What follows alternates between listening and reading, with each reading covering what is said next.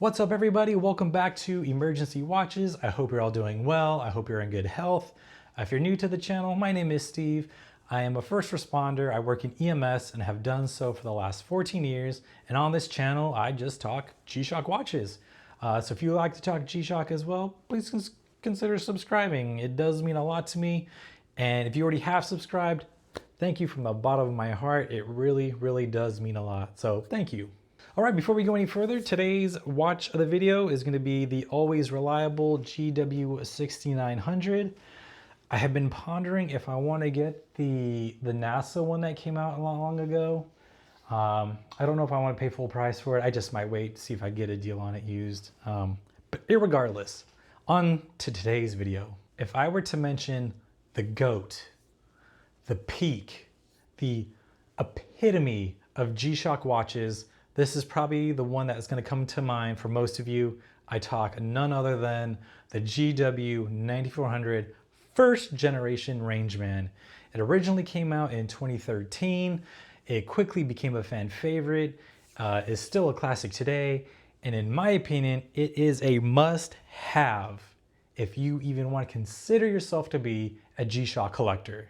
Now, I know what you're thinking, and I can hear you, but why even bother making a video about a watch that's, what, 12 years old? You know, it's already been done, it's nothing new. If you even heard of G-Shocks, you probably already have it or you had it. And you might also be thinking, but Steve, like there's a second and a third generation Rangeman now. And yeah, there is. The second generation Rangeman is a great watch, I have it, but it's probably too big for everyday wear. Honestly, this thing is a beast. It's like wearing a hockey puck on your wrist. It's mainly an outdoors watch, which is good, but it's not something I would wear on the job or even every day. It's just too big. And as for the third generation Rangeman, a great watch, I also have that. But a lot of us didn't want to watch with Bluetooth. We didn't want a heart rate sensor. We didn't want a blood oxygen sensor because then it kind of falls into the fitness tracker category. We really wanted something that was more of a true outdoors watch. And I know what you're thinking again, Steve, but that's what the GW-9500 Mudman is for. And yes, the GW-9500 Mudman is a great watch. I love that watch. I have two. And it is a valid argument to say that that could be a replacement for the GW-9400 Rangeman. I wouldn't say you were wrong. It has a lot of the same features, it has the same ABC sensors, and it has the added bonus of bigger digits on the screen. But there is just something about the 9400 Rangeman that you can't resist. So this video could be considered 12 years too late, or it could just be considered a very long-term review. Let's not forget that there's always the new up-and-coming generation of G-Shock collectors that might just happen to be starting out with their collection, and this video might help them, or anybody who still wants to know if the GW-9400 Rangeman is still relevant in 2025. So I'm kind of doing this video a little bit backwards than how most people would do it. I want to talk first about what makes the watch great and then go over the features rather than talk about the features and then, like what makes the watch great. Because honestly, you probably already know about the features and what the watch can do. So I just don't want to waste your time. So what makes the Rangeman still great 12 years after its release? That's because it's the watch that G-Shock knocked out of the park. Just the look, the functions, the size, it is a one-stop G-Shock watch. It comes in many variants, most of which have been discontinued but are still somewhat easy to find in the used market. Personally, my holy grail watch that I am forever looking for is the GW-9400 KJ-8JR. It is the Love, the Sea, and the Earth edition in gray. But no matter your taste, there will be a variant out there somewhere that will fit whatever your color scheme is. And you can just tell that this watch is built to last. Technically, you could say that about any G-Shock really, but the GW-9400 is built like a brick shit house. I have heard in the G-Shock sphere, some people are having a problem with the bands or the screws by the bezel. I've seen some where it looks like the bands were coming off for some reason. I have two Rangemen, one of them is 12 years old and I haven't encountered any of that, so I can't really vouch for that. But this is my go-to beater watch. It's a watch I'm not afraid to take on a hike, jump in a swimming hole, leave in the freezing snow. I've even taken it snorkeling. Like, just take a look. Like, you can't even tell. Other than some dried up sweat and some sunscreen, like, you can't tell that this watch has been through a lot. This is honestly the kind of watch when you have it, it makes you want to go on a hike. It makes you want to go into the snow. Is when you look at it, it just puts a smile on your face. And honestly, it just warms my heart. I could go on and on about this watch and how happy it makes me and a lot of other people. But enough of that. Let's just go ahead and we'll take a look at some of the features that the watch has to offer. So full disclosure, I'm not going to go into detail about every single feature. This is just kind of a good glance over. Honestly, there are other people who have made videos that go into a deep dive of the features of the watch, and they honestly will do a better job than I ever could. So this is more of a glance over. So let's just go ahead and take a look. All right, so here it is. Just for sizing context, I have a 7-inch wrist. And in case you're wondering, yes, I did do a little flex on you, and I did switch it out with the GW-9400 Y. The Y just means it has the yellow accents, which I think looks really nice. The case and bands are resin based. The band has a dual clasp with stainless steel brackets. The strap loop is also stainless steel, has a little G-Shock branding on there. It is prone to scratches, however. On this yellow variant, it has a black clasp. On the regular model, it has a just regular stainless steel polished, and there you can kind of see the scratches I was talking about. So the bezel sticks out over the face of the watch, which is super handy for those doorway oopsie daisies. You're walking in the doorway and then you smack your watch on the wall. It'll hit the bezel long before it will even touch the glass.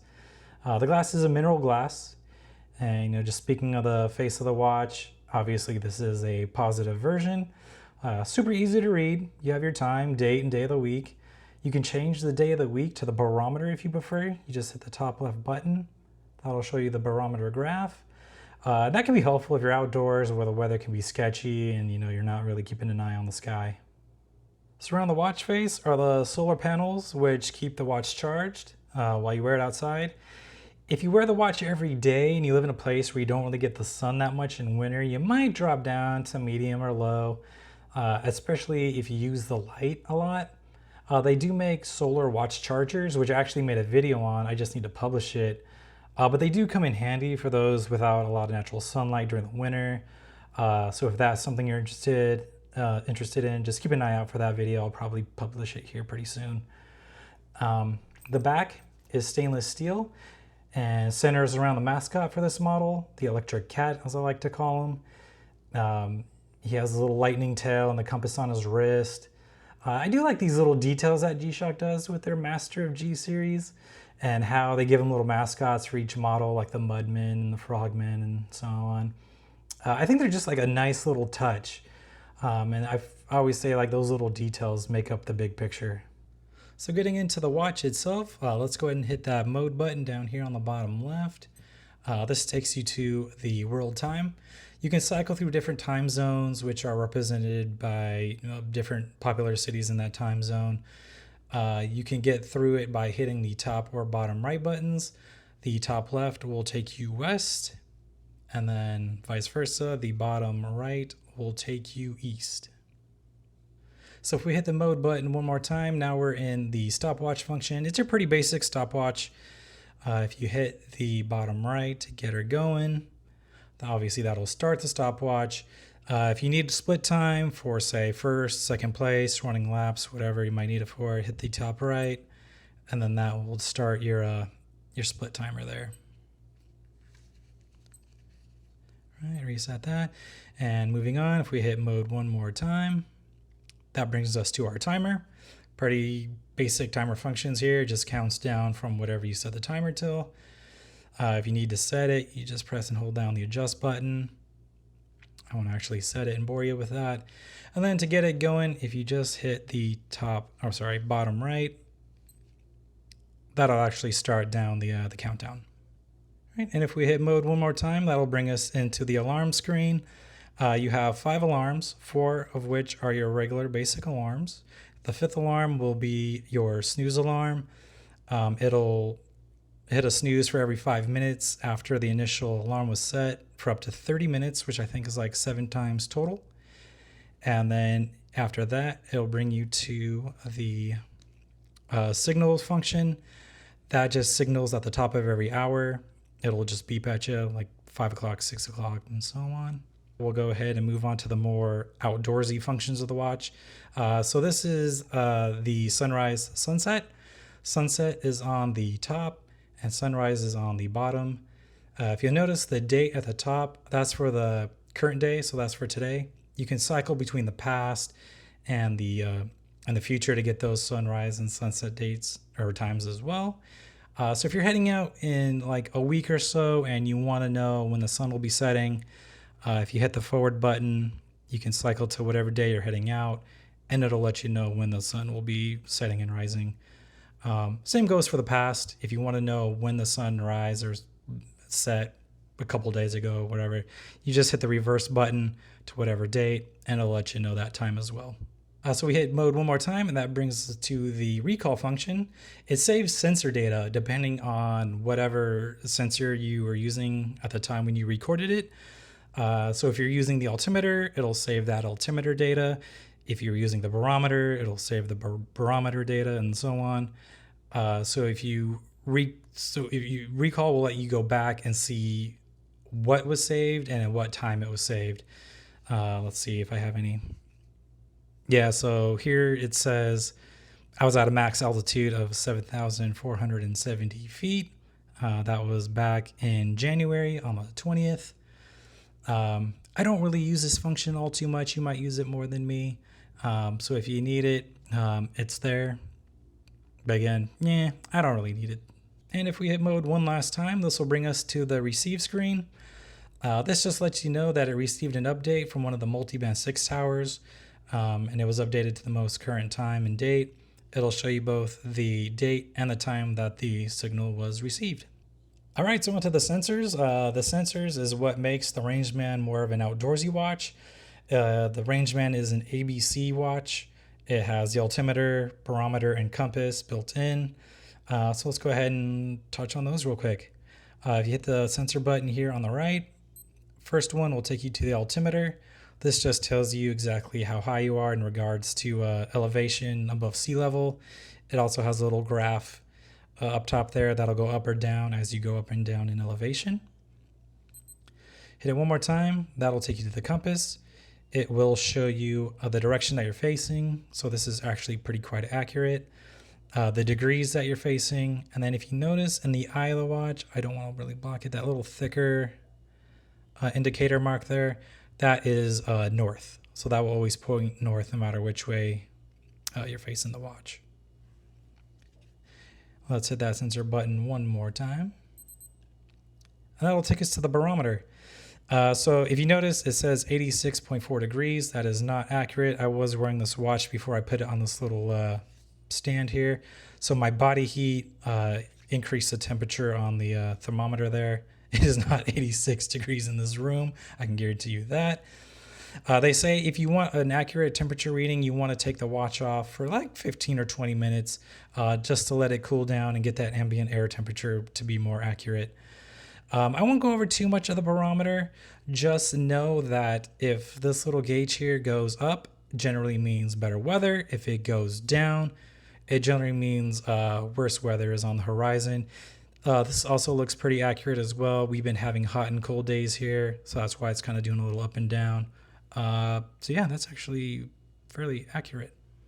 All right, so there you have it. I hope I didn't bore you too much going through all the functions of the watch, because again, I'm pretty sure you already knew like what the watch could do, but I just wanted to answer that question. Is the GW-9400 Rangeman still relevant in 2025, 12 years after its release?